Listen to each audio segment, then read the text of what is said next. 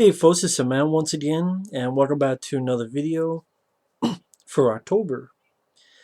Now, this and a few others were ones I wasn't sure if I was going to review because of certain things, but I figured I might as well since I mentioned it already on Facebook over a week ago or so, and I already told people I was going to review them, and some people were looking forward to them, so I figure I'll do that.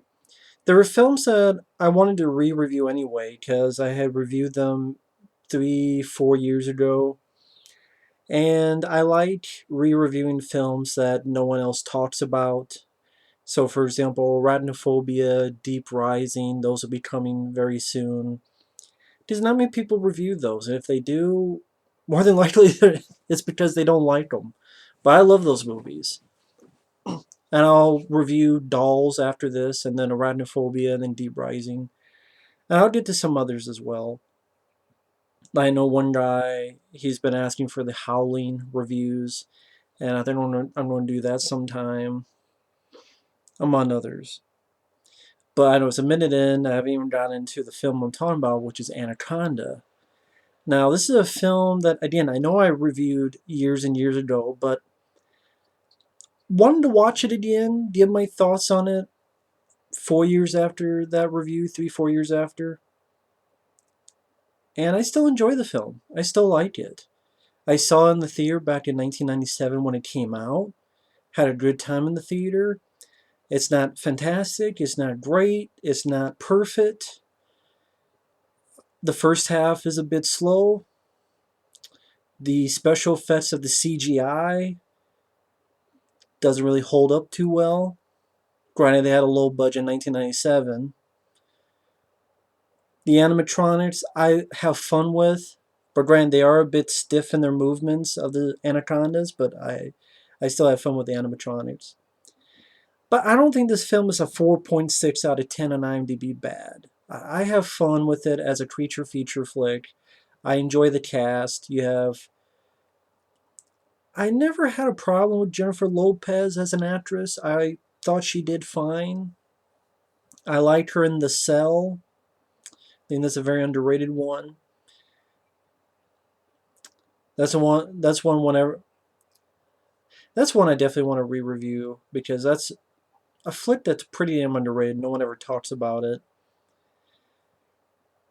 Out of Sight she was good in. She's actually a pretty decent actress, and like people would give her Selena and they'll give her Out of Sight, but then pretty much everything else they say she's crap, and I disagree.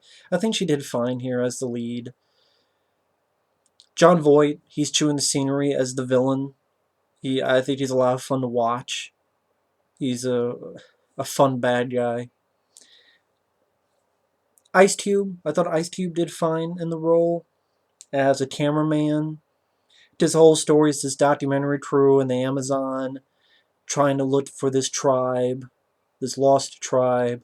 They come across Jon Voight, who is stranded. They pick him up, and long story short, they find out he's an anaconda hunter, poacher, wants them alive for money, and the driver of the boat's working with him. And while these people want to do a documentary, Jon Voight and this other guy want to catch these anacondas alive in person and danger and so on and so forth.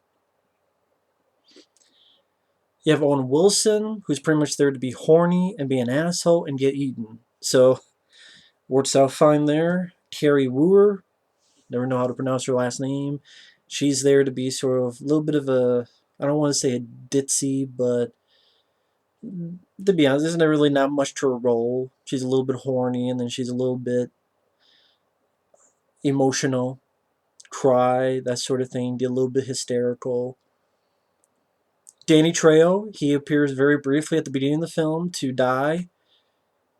Pretty much get attacked, and you get the idea he committed suicide before he got eaten by the anaconda. I believe the actor's name is Jonathan Hyde.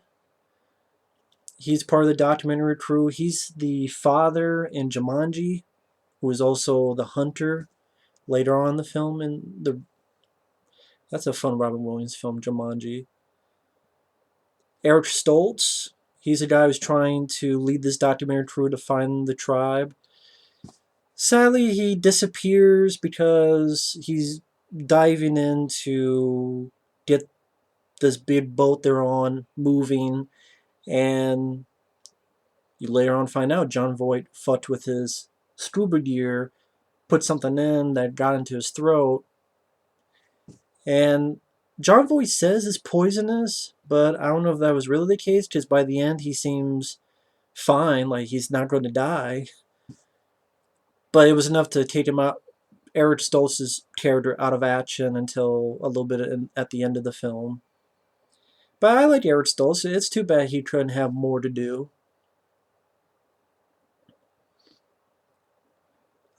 But I liked it because I thought it was a short. It's like an hour and 25 minutes, give or take. I like the idea. Giant anacondas killing people, eating people. Unlike later films and sci-fi channel stuff, at least there's some practical animatronic snakes. And granted, yeah, they're a little bit stiff in their movements, but I still like them. For me, there's a charm to them, the practical effects of the snakes. And it's nice to see at least a blend.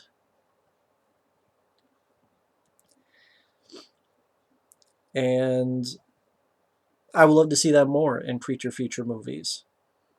I mean, I can understand there's certain things it's incredibly hard to do with practical, but it's really nice to see a blend of animatronic and practical effects.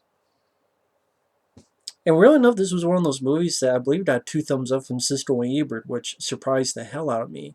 Like Roger Ebert gave this like 3 stars or 3.5 stars, and what I like about the film, I think the cast worked fine. The animatronics when you see them, it was because really there's not that many movies, horror films, creature features with animatronic anaconda snakes. I like the location shots, nice beauty shots. I'm not sure where they shot it in, but it looks great. Doesn't It's not all just a green screen. Whether the set location they used or where they shot it, looks. I think you have some nice beauty shots. Luis Llosa, who directed it, I thought he did fine. He also did Sniper. I believe he did The Specialist. I liked Sniper. Specialist, it's okay. I just don't care for the Sharon Stone side plot in that movie. I'd probably say this is my favorite of his. And I think because it's a short, sort of swift creature feature film, that it just does what it's supposed to do. I like Jennifer Lopez. I like Ice Cube. The rest of the cast do fine for what they have to work with. Quite a few recognizable people. Again, Jon Voight, he's fun as the bad guy. He's chewing the scenery, but in a fun way. Ice Cube, I could tolerate in films like this. Like nowadays, when he's doing all these comedies like Ride Along, he kind of gets on my nerves. But just playing a regular guy as a cameraman, I like Ice Cube in the movie. When someone tells him I could hire someone to kill you, and he's like, "Well, I could just kill you for free." And he has a little knife and does this. And the guy goes, "You and whose army?" And Ice Cube goes, "Your mama's." That's some fun stuff. Eric Stoltz is nice. Again, he gets out of commission, and they gotta do this nice little practical effect where they gotta cut his throat, put a little tube in so he can breathe. And pretty much they follow Jon Voight's plan to try to get this guy to the hospital. They come across this barricade, they blow it up, and there's a bunch of little snakes on the boat, and pretty much it goes from there. The driver of the boat gets killed. There's some spots of CG, but again, it's nice to see that quite a few of these shots, there's a bit of practical effects of animatronic anacondas. And I really do appreciate that. At the end, when there's shots of the animatronic snake on fire, I appreciate shots like that. I appreciate them doing that. Because nowadays it would just be 100% CGI. And that I'm less interested in that. The story of the film is okay. It fits the film well. Uh, Jennifer Lopez, thought she was not Oscar worthy performance, but strong enough lady. Ice Cube, when Jon Voight saying, "Well, wait a minute," he's talking to them and he's going, "Where we go from taking this guy to the hospital to catching a damn snake? You know what? I'm gonna throw both y'all sons of bitches in the river myself." And hey, the black guy doesn't die. I mention that because that seems to be, that's sort of a cliche people put upon, is that if there's a black guy, he's going to die. And that doesn't happen in this movie. And there's nice little bits of action when they're trying to catch an anaconda at night, and John Voight has it on a hook, and some nice POV shots of it crashing through the window of the boat, kills Owen Wilson. So if you don't like Owen Wilson, you get to see him eaten by an anaconda.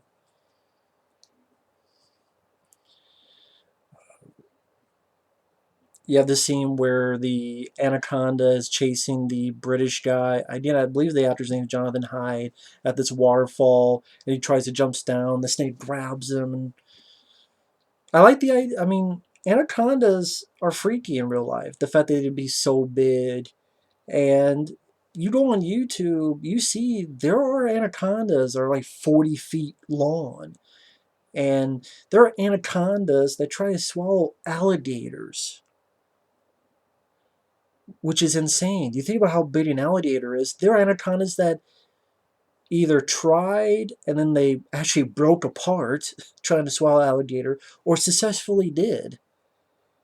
And in fact, there was a shot earlier in the film where the anaconda faces off against like a black panther and goes around and squeezes it so hard, and then you realize afterward that it popped its eyeball out. So little touches like that I enjoyed. And just the idea of it not only getting around you but squeezing you so your veins are popping out, which an anaconda can do that. So I like the idea of an anaconda, and I'm like, I want to see practical creature feature of these guys, and this is the best one. I might not be saying much. I'm not saying this is a 10 out of 10 or a 5 out of 5-star movie, but short to the point, well, fairly to the point. Again, it takes a little bit long for it to get going, but some nice beauty shots, locations, cast are perfectly serviceable, and you get some nice little bits of, I don't know if you want to call it black humor, but when Jon Voight gets swallowed and then he gets puked back up, he lands and Jennifer Lopez looks at him and he inadvertently winks and falls down. A nice effect of how, this guy's been swallowed and he's all this stuff on him. And a fun finale. Ice Cube and Jennifer Lopez taking care of this anaconda, chasing Jennifer Lopez up this smokestack. Ice Cube hitting it with a pickaxe. They blow it up. You see an animatronic snake on fire, and Ice Cube gets an axe and puts it right into Anaconda's head, and bitch. And your last survivors is Jennifer Lopez, Ice Cube, and Eric Stoltz, which is fine because those are my three favorite people anyway. And they're able to find the tribe for their documentary, so they're able to do that despite all the hassle that happened. And I thought the directing was fine. Again, some nice POV shots of the creature, the anacondas, some nice little touches here and there. Fun performance, scene chewing performance by Jon Voight. As sort of a, I don't know if you call it Cajun, but that kind of accent, or I don't know what it's supposed to be actually, the accent. Lopez was fine. I thought Ice Cube was fine, and some nice anaconda snake action. And it's not like they don't use a real anaconda. And yeah, I thought it was a fun little serviceable creature feature that I think it deserves at least maybe a 6 out of 10 IMDb. I mean, a 4.6 seems awfully low for me. And well enough in reviews, I go to like 20, 30 minutes, but here I am at 15 minutes, and it's a very, it's a harmless movie. It's a harmless creature feature film. And it was a surprise hit, and I'm surprised it does not have any special edition. Because I know there was an HBO making of back in the day. I know there was. I remember seeing bits of it and being really excited, and then I saw it in the theater and have some fond memories of that. And that's not even on anything, and no features at all. I mean, Lake Placid got a special edition, and Anaconda was actually a hit. Lake Placid was a flop, but even though Anaconda was a hit and got 2 thumbs up from Cisco Ebert, no special edition. Go figure. And then successful enough, they made another sequel that went in the theaters, and sadly, I saw that in the theater because I liked the first one. Second one wasn't too good, the Blood Orchid one.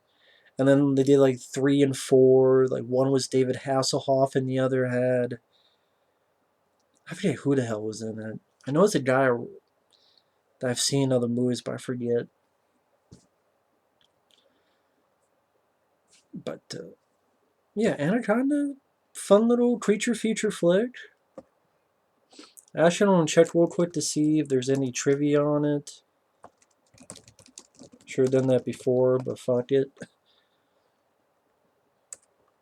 It does surprise me there's no special features, no special editions.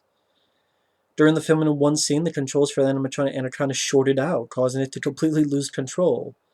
Some of the footage is included in the movie. Huh.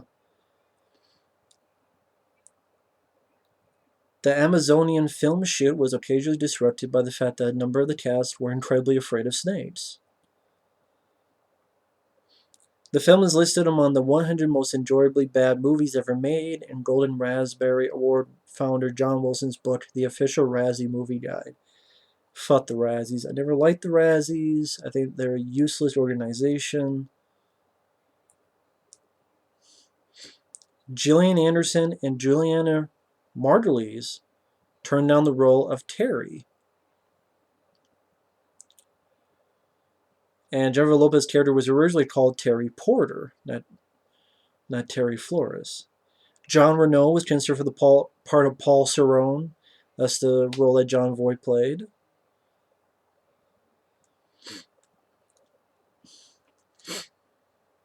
I always liked the poster. The poster was very simple, sort of an anaconda's eyes, and simple, but yet it worked. When you can't breathe, you can't scream. And actually, real quickly, I want to see what Luis Llosa has done lately, because the guy sort of disappeared. Yeah, I mean, a 4.6 out of 10, I don't think it's that bad of a film. I don't think that bad of a movie. I mean, it has its problems, but some cool practical animatronic Anaconda stuff. Jennifer Lopez, Ice Cube are not bad, and Jon Voight's having fun, and it's a short flick, and it's pretty decent. Not that long of a film, and some nice locations, and not all on a fucking green screen. I know I said that before, but so you did Hour of the Assassin as Luis Llosa Urquidy, Crime Zone, Sniper, 800 Leagues Down the Amazon, Fire on the Amazon, that's a Sandra Bullock film I haven't seen, Specialist, Anaconda, and after Anaconda he did one more movie. Because Anaconda was 97, he did one movie in 2005, and it's called The Feast of the Goat.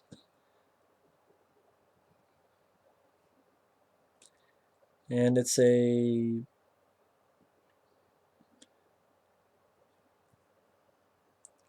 about a Dominican dictator, completely different from the films he'd done before. Yeah, after Anaconda, he disappeared. Which again is strange because Anaconda was a hit. It was a box office hit. Granted, not all the critics liked it, but when you get 2 thumbs up from Cisco and Ebert, That's not too bad. Considering the movies that didn't get that. But yeah, and again, now I'm trying to look up how much money this made. Should have done this before, I know. It made $65 million in the US. So it didn't do too bad, too shabby. 136 million worldwide. 27 million in rentals. And that's why they made sequels in name only. But yeah, Anaconda, I think it's a fun little creature feature film. Not going to say it's one of the best, but I think it's a fairly decent flick. So that's just my thoughts on the film. Thanks for watching. Take care, and we'll see you in a bit later.